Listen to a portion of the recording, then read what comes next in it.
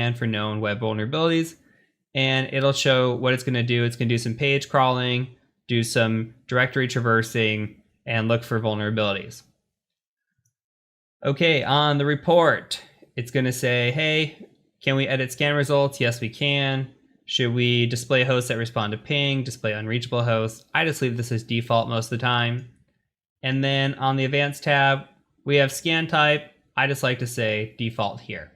So we'll save this, and then we'll go ahead and just launch it. And you'll see the wheel start spinning, and now it means we're running, and this is going to take some time. So while this is going on, let's go ahead and hit new scan up here. And let's look at this as well. So we've got the advanced scan, and they've got other scans here, which I don't use a lot of, but you might have used them in the past if you're familiar with Nessus, or they've got little one-offs, like they've got this shell shock detection, and it looks like they've got the shadow brokers detection here. So they've got a couple different scans, even a malware scan, but we're gonna go into advanced scan. These are the most common two you'll be using. Same deal here. And when we go into discovery, you see the discovery is a little bit different. So we've got host scanning, and it says, hey, do you want to ping the host? Or maybe you don't want to ping the host. And if we do ping the host, what are we looking for? Are we looking for ARP, TCP, ICMP, or UDP? What do we want to scan? Do we want to scan network printers? If we're doing an internal network assessment, maybe we want to click that. Maybe not, you know? And we can do a different types of scanning here. There's a lot more options, which is what advanced scanning is for. We could do port scanning. You see the SYN scan comes up again, aka stealth scanning. We could do UDP, and even down here it says it's really not possible for a UDP to pick up between open and filtered ports. So UDP scanning takes forever, and it's not always reliable. We can do service discovery. I kind of just leave these blank, or leave them as default. And then when we come through assessment, same thing. It just gives us additional options here. So it's always good to click through these. Do we want to brute force any logins? We could use Hydra to do brute forcing if we want. We could test for default accounts on if we could discover like an Oracle database, etc. But this is going to go through and try empty passwords, try login as password, etc.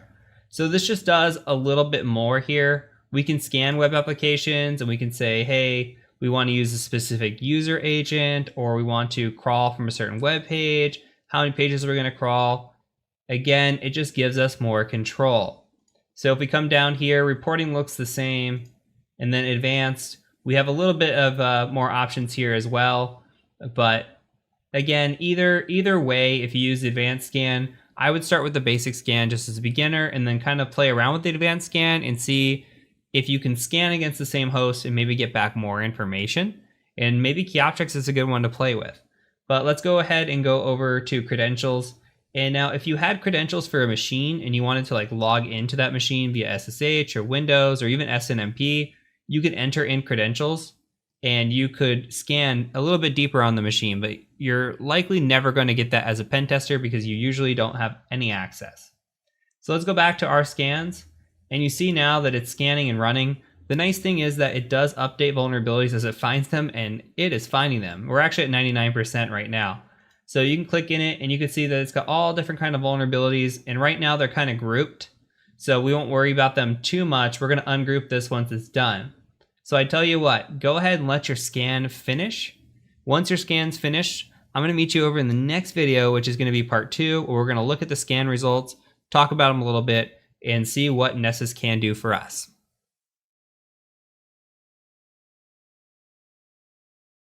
Now on to part 2. Our scan results are done, and we can tell because we've got a nice check mark here that says complete. So we're just going to click into our scan results.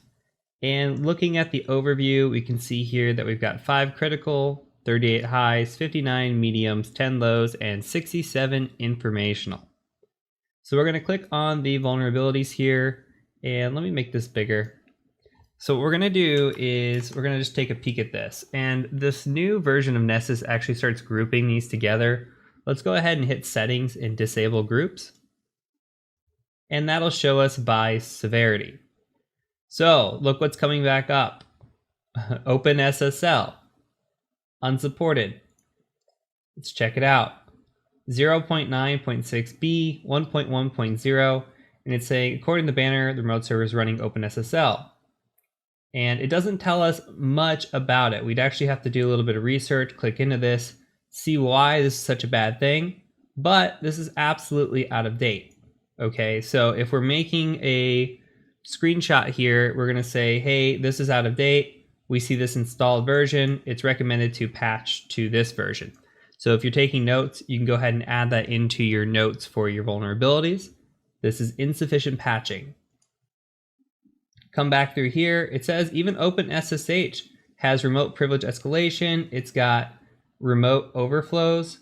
So it looks like you could possibly perform an overflow against SSH. So if you did some research and you were able to find a vulnerability with that, that's cool. And we come through here and you see the Apache has denial of service, cross-site scripting. Again, Apache looks like insufficient patching, and mod SSL shows up. OpenSSL shows up, and I mean, we've just got vulnerability after vulnerability. So we would write a lot of these up, and depending on the assessment and how the assessment was going, depends on the severity that we're going to write up.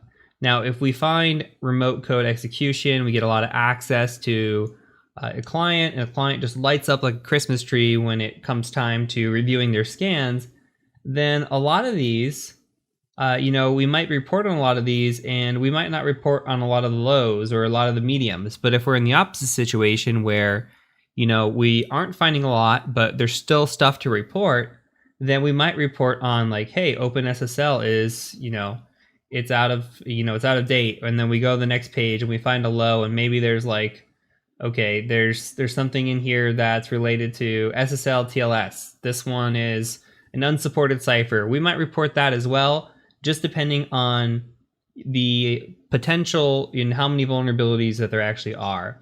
So as of right now, it looks like this box is pretty critical. But what we also do as penetration testers is we take all the results in front of us, and what we'll do is we'll come in and we'll download this Nessus file.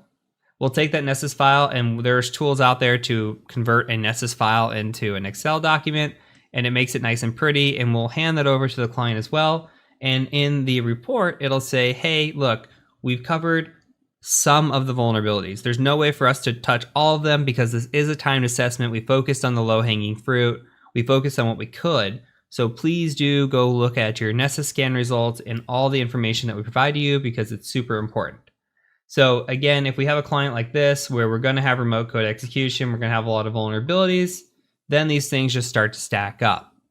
And this is what a Nessus result looks like. You can click into these, you can get more information, and possibly even, details on how to exploit it and how to solve it as well. So there's useful links in here a lot of the times, and just, they give you information, but you should always go out and verify. Never trust your vulnerability scanner.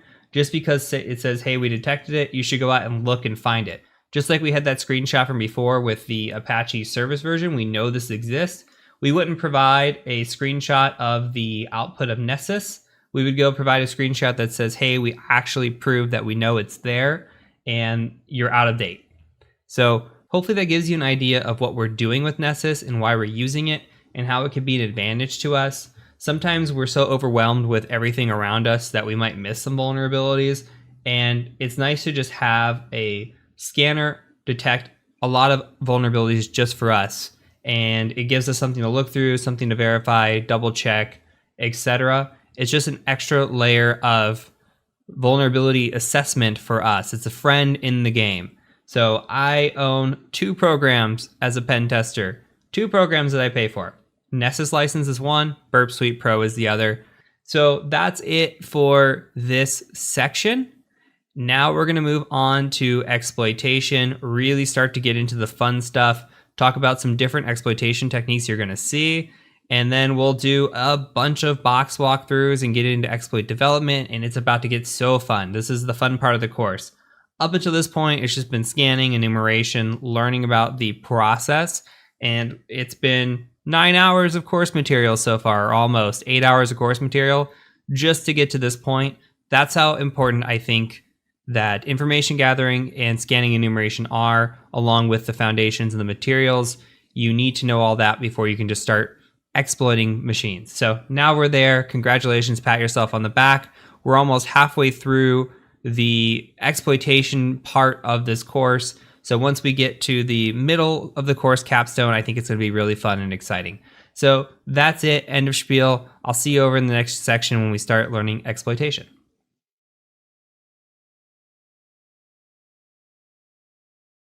Before we could start the cool exploitation phase, we have to first define a couple things. So we're going to quickly define different shell types we're going to see, and then we're going to define different types of payloads we're going to see. So let's first start with the shells. The most common shell you're going to see is what is called a reverse shell. Now, in this example, it is using a tool called netcat, which you're going to see here shortly. And a shell, all a shell is access to a machine. So when we say we pop a shell, that means we get access to a machine.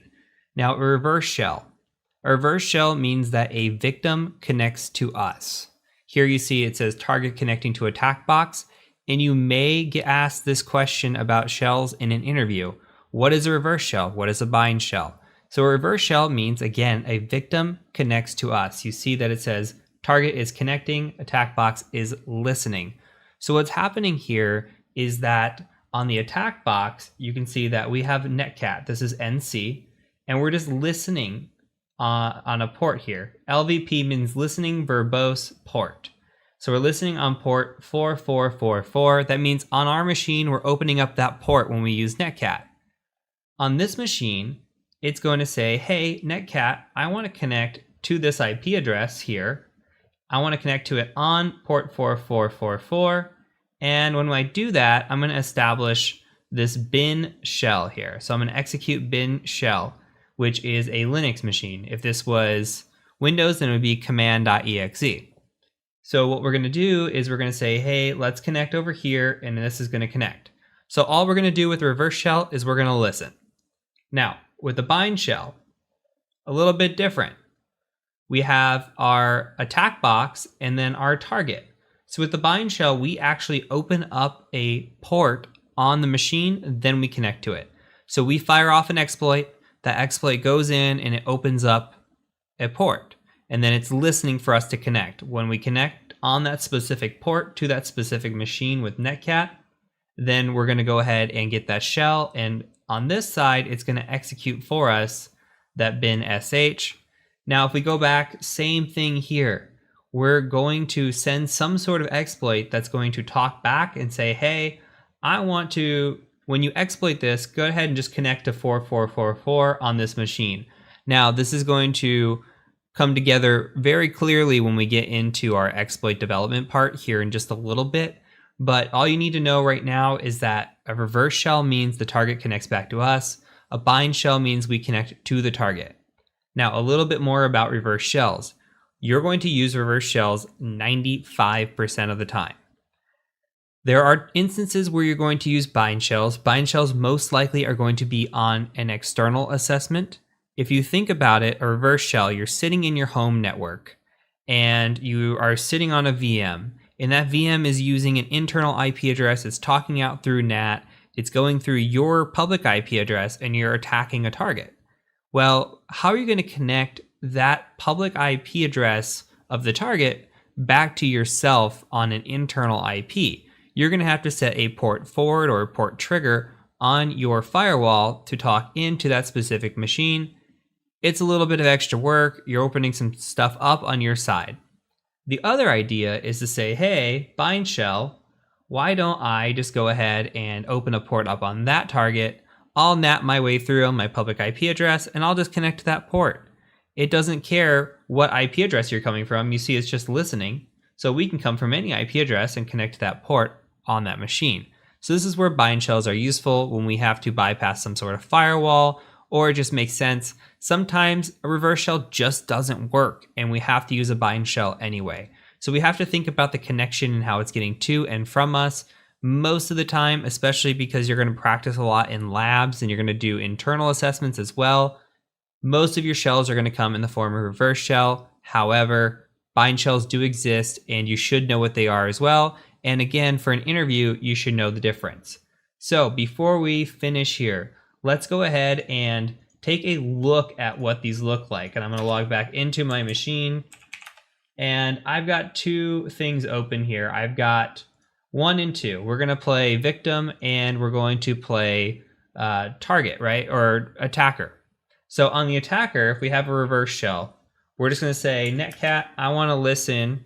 And I like to do NVLP, but you can do LVP as well, VLP. It doesn't matter what order. I just do the NVLP and all fours. So now we're listening on any, on all fours, right?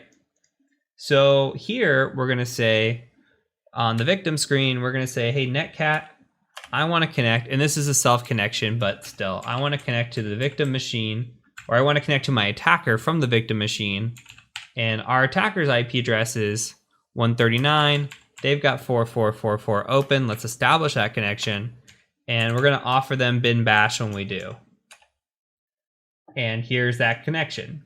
So this is a reverse shell. We were listening as the attacker, and then the victim connected to us. And then we could say something like, who am I? And you could see root, and then host name, Cali, and we have a connection, and we offered up that bin bash here. So that works.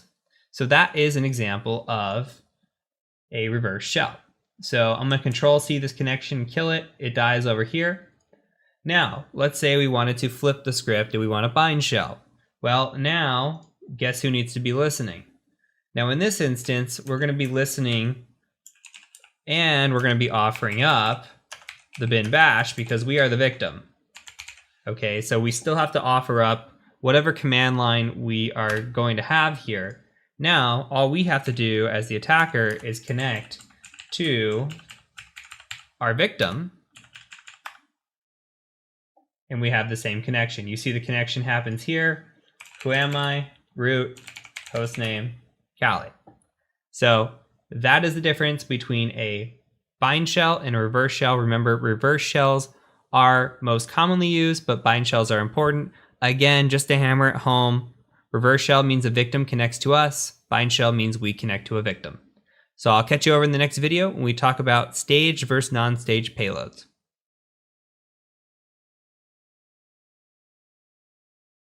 Now let's talk about staged versus non-staged payloads.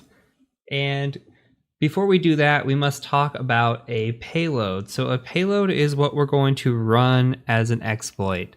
And when we run that exploit, it's called a payload. We use different types of payloads depending on what it is. So you might see a Windows type payload or a Linux type payload, or as you see on the screen, interpreter type payload. There's Python. There's all different types. There's like 500 and something that we saw in Metasploit alone. And these payloads are what we use to send to a victim and attempt to get a shell on the machine. Now, it's going to make more sense as we go. It's okay if you're still a little bit confused on all of this. There are two main types of payloads that we need to pay attention to. There is what we call non-staged and what we call staged. Now, a non-staged payload sends the exploit shellcode all at once, where a staged payload sends it in stages.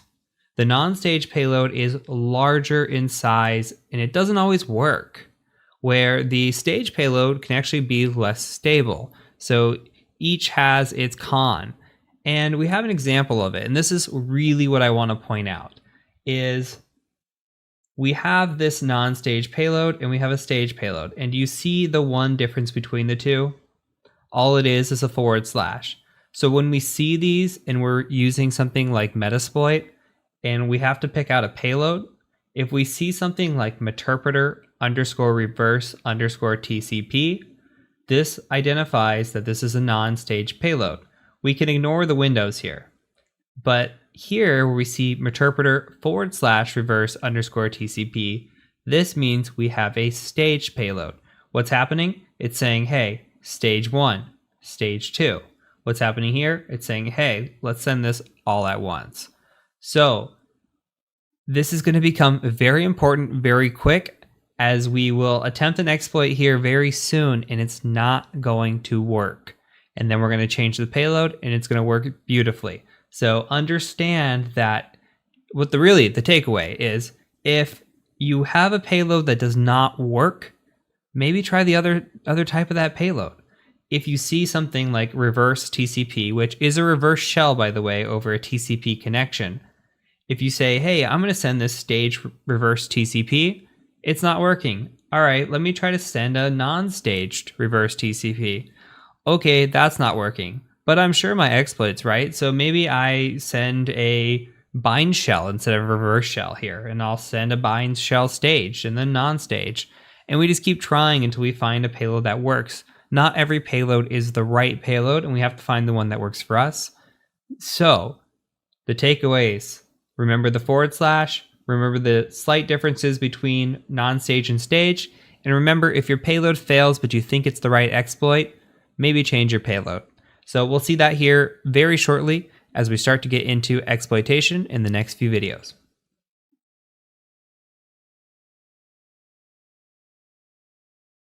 Whew, I am excited.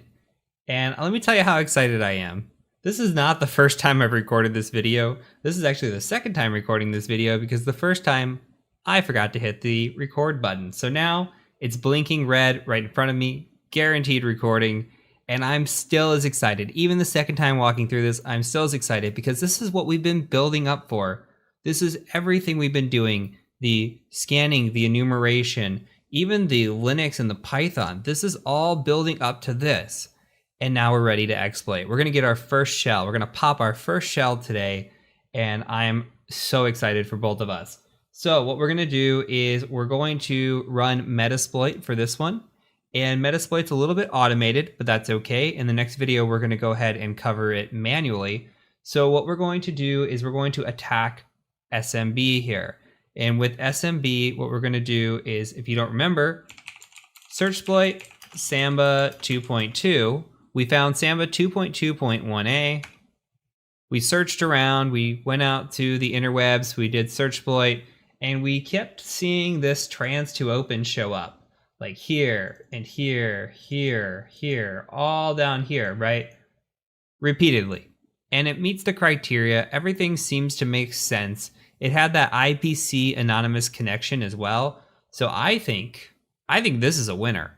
And we're gonna go ahead and give it a try. So I'm gonna copy this and we're just gonna go ahead and type in MSF console and load up Metasploit. Once Metasploit loads, we're gonna go ahead and just search for this guy and see if we can't find it. Now we know it exists because we did find that handy dandy Rapid7 website that said it did. So we're gonna search it here. And we're given 4 options. Now, these are all operating systems here, but we have been good enumerators and good investigators, researchers, information gatherers, etc. We could have willy-nilly just saw 139, said, hey, I'm gonna try to find exploits against it, and never looked at any other ports, but that's not us. We went out to port 80, we saw that it was running Red Hat, we discovered Linux on the machine, so we know we're gonna pick the Linux module. So we're gonna say use 1 as that corresponds to this module here, and then we're gonna type in options. And all we have to do is set a rhost. So remember, rhost stands for remote host or the victim that we're attacking. So we're going to say set rhost and 192.168.57134. And we're going to say options one more time, make sure that that actually set in there, and it did. Now, one thing I like to do is type in show targets. Now, there are no targets here, but as you're going to see later on in the course, there are often targets that we have to pick from. Not always is the first choice that's auto-selected right for us, but in this instance, there's only one choice, so it's the right choice. So now we have 2 options. Both are going to do the same thing for us. We can type in run, or we can type in exploit. If we want to be cool, I want to be cool, let's type in exploit. So we're going to run this, and it's going to start this brute force attack here, and it's going to start opening shells and closing shells. What is going on? So let's Control C. If yours is doing this, go ahead and Control C, interrupt this. Let's talk about what's happening. So you see it's trying this brute force attack. It's trying different return addresses here, and finally it lands on one that works, and it says, hey, I'm going to send this stage. This is always a good sign, by the way, sending the stage. Then it says, hey, I've got this interpreter session open because our payload has worked. And then this interpreter session closed. Reason died. That's not good. So it keeps going through over and over and over and over, and it's just dying. What is going on? Well, we've talked about this. Let's go into options again. Now, you don't see this the first time you do it, but you see it the second time because Metasploit says, hey, if your payload's not working, maybe the payload's the issue. And I'm going to give you payload options this time around. Now we see payload options here in the middle. That wasn't there before. We can see that we're running Linux x86 interpreter / reverse _ TCP. What does that mean? Well, that means that we are running a staged payload. Couple other things to note while we're in here. We see lhost. That is the opposite of our host. Lhost is us. We are the listening host. So we sit here and we have our IP address. Sometimes this auto selects correctly, sometimes it doesn't. In this case, it did. And then we have the L port, which is by default all 4s. So that's fine for now. It's fine for these lessons. When you get into actually running this in the wild, all 4s is probably going to get you picked up pretty quick because this is a default interpreter port. So if some connection sees or some antivirus or detection software sees 4444 open up, this is going to trigger an alarm here. But anyway, for this course, you're not going to need to worry about it too much. Right now, we're going to go ahead and set a payload. We're going to say set payload. And how do we know what payload to pick? Let's just start typing out Linux and hit tab. And it auto tabs out the x86 part for us. And then let's just hit double tab. All right, now with double tab, that's great. Look at the payload options we have. We got a bunch. Now, we've got a bunch of interpreters, but unfortunately, they're all staged payloads here. I love a good interpreter shell, and you guys will understand why as we move forward. But as of right now, it doesn't look like we're going to be able to use one. If we come over to this right column here, you can see that we've got other shells as well. And we come down, and finally down here, we've got a few options that are non-staged. So let's go ahead and try this shell reverse _ TCP right here. And you can just start typing that out. And that should auto tab complete for you. Go ahead and hit enter. Hit options one more time to make sure that this actually works. You can see here that it actually picked up. And now let's go ahead and try to run this. And let's see if it happens. Fingers crossed. Hey, look at that. So we've got a shell now. And it says command shell session open 5. Let's try, who am I? Root, hostname, Captrix level 1. We have successfully rooted this machine. Root is the commander of the system. We cannot go any deeper than this. We own this machine. Hands down, it's our machine. So congratulations. You have made it this far. This is your first rooted machine. You should be very proud. Pat yourself on the back. You're awesome. So from here, we're going to go ahead and we're going to focus on port 80 and 443 and how we can exploit those manually. And then we'll move on to some other exploitation techniques. But for now, congratulate yourself. You have your first shell. I'm very excited for you. So I'll catch you over in the next video as we start some manual exploitation.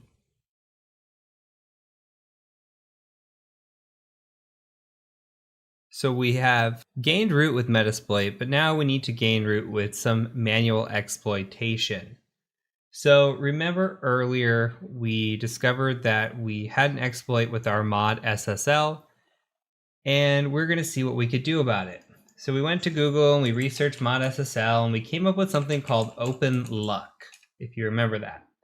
So we clicked on this OpenLuck here, and this is the same as the one that is out there on exploit database, but it is fixed. So remember, the exploit database one is broken, so we'd rather use this one that is fixed. So what we're going to do is we're going to follow the instructions here. And this is very well laid out. So it tells you to git clone this. We need to do an install of an SSL dev library. We need to compile and then run the exploit. So very, very straightforward. We're going to go ahead and do exactly what it says. And let's go ahead and just copy this first line here. And I'm going to just make this a little smaller, go into a terminal. And I actually have a folder for Captrix. I'm going to cd into it. and then we're going to